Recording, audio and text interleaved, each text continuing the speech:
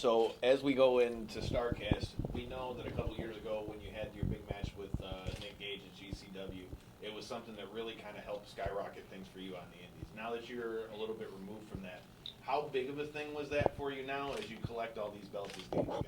I mean, that match with Nick Gage, that death match, it changed the trajectory of my life, my career. It put Matt Cardona on the map, but I feel like in turn I put GCW on the map, and it's been the greatest time of my career since then. I don't care how you define success, money, accolades, happiness. I'm the most successful I've ever been. And yeah, I think a large part of that is due to that death match with Nick Gage. And let's not forget that I beat him, and I'm the death match king. I remember. You've recently been taking photos with the WWE Women's Tag Team Championship. Well, I am one half of the WWE Women's Tag Team Champions. Actually, a two-time. Okay. A two-time. Has that caused any issues for you in your personal life? Has there been any conflict with Is it? Vince going to fire him? He already fired me. What's he going to do? People have been asking me, like, oh, what does WWE think? I don't give a fuck what they think. They fired me. And Chelsea's my wife, so we split everything. You know, the dogs, the cats, the championships, the house. Mm-hmm.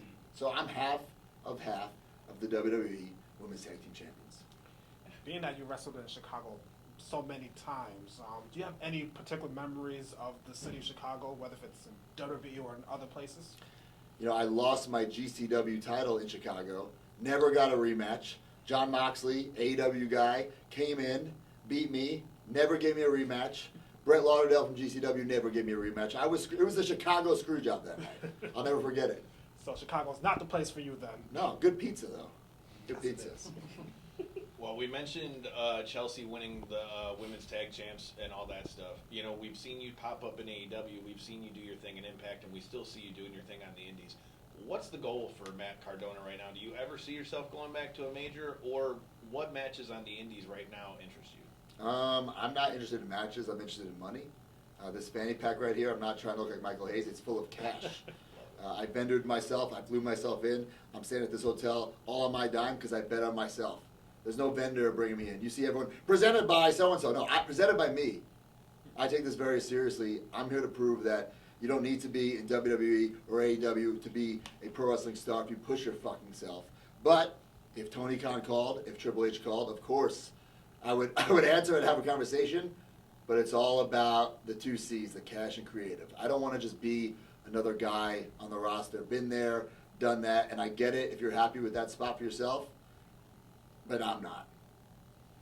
Being that you also collect a lot of figures, are there ones that are not on the market that you have your eyes on, especially Oof. very expensive ones? I am the Michael Jordan of wrestling figure collecting. I have the Major Wrestling Figure podcast. Luckily, I have everything I want. Now I make my own toys. Big Rubber Guys, Major Benny. So it's cool like to see Demolition today and know that we're making their figures, or Marty Jannetty. So now it's my turn to make the figures. So I get to go around these conventions and meet guys I grew up on, or even guys like Nick Gage, who I hate, but I know he's popular, so I'll make a figure of him, and I'll make money off him. So it's fun to collect figures and to make figures. Awesome. Matt, do you have any other endeavors outside of professional wrestling that you're kind of looking to pursue? Man, I did the Last Match musical. I'm now a producer of it. I'm not going to be in the role. I'm too busy. I can't stop this career. If I was if I was in the twilight of my career, let me do this musical thing. So now I'll just produce from the sidelines, and it's going to be a great success. But I'm the indie god. I'm literally wrestling all over the world every weekend. I had a show last night in Portland, Oregon. Red Eye here today. Flight tomorrow to Philly for MLW. Like, I'm booked every weekend. I can't stop. So speaking of next weekend, you have a match against Colt Cabana. Do you have anything to say to him? Yeah, he had that Fart of Wrestling podcast, and it was very successful, and he was the indie journeyman, but I'm the indie god.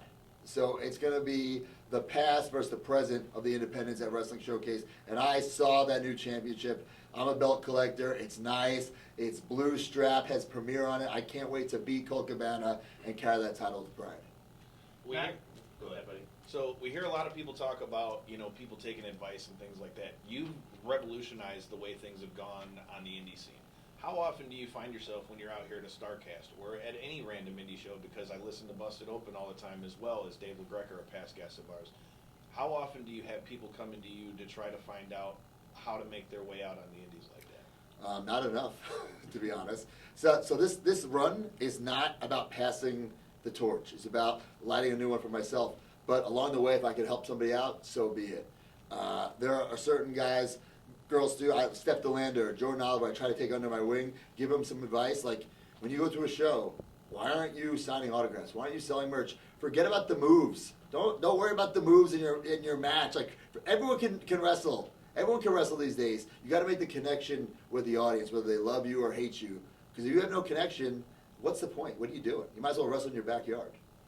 Matt, going off that, if there were a faction you can build now, other than just building everything around the great Matt Cardona, if there was a faction you can build with any man or woman in any promotion, both indies and in major promotions, who would that be?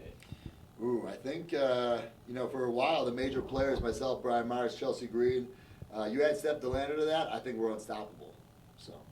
Hey, Matt, there's a new NWA World Heavyweight Champion, EC3. Oh, yeah, I saw. What's your thoughts on the new champion and also Tyrus retiring? Listen, I go way back with Tyrus. He had a hell of a run. I love Tyrus. I'm glad he got to go out on his own terms. EC3, we've had history together, but I never lost the NWA World Heavyweight Championship. I tore my bicep. I came back in record time. Billy Corgan stripped me of the title. I respected his decision. I think it was the wrong move, but it's not my company. So as far as I'm concerned, EC3, he's really just holding my title. Couple more guys. With us getting all in last week in England, what are your thoughts on the opportunity now with having an AEW, a WWE? Now you have an actual, some competition. What do you think of those big stadium shows, and how much do you think that helps not only just the big companies, but for guys like you out on the indies, with that bringing so much more spotlight to wrestling as a whole? Oh my God! I mean, we are in a boom right now. It's obvious. AEW killing it, WWE killing it, and it trickles down to the indies. I think it's the best time ever to be a wrestler and a wrestling fan, because if you're a wrestler, you can wrestle every weekend on the indies. If you're a wrestling fan, you can go every weekend or almost every night of the week. If not every night, you can watch it somewhere, whether a streaming service or television. So this is the hottest time.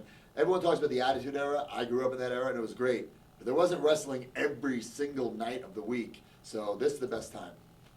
And piggybacking on what you said earlier about selling merch and all that other stuff, social media, I believe, is also important to market yourself. And I've been saying that for over a decade. Internet champion. You was one of the first to do it, and now we see a lot more other wrestlers are doing it. Do you have any thoughts about this?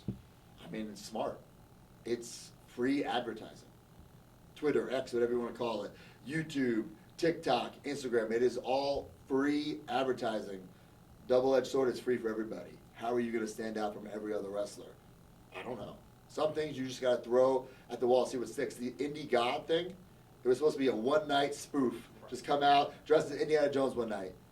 But I saw the mention of social media. I think we got something here. And now you go downstairs. I'm selling foam fingers, hats, micro rollers, figures, 8x10 stickers. Like, I'm making so much money off something that was supposed to be a one-night spoof. So you just got to capitalize and be aware of what your audience wants and doesn't want. Thank you. All right, with you being the figure god, you got to tell me all-time favorite figure, any time, any maker, period.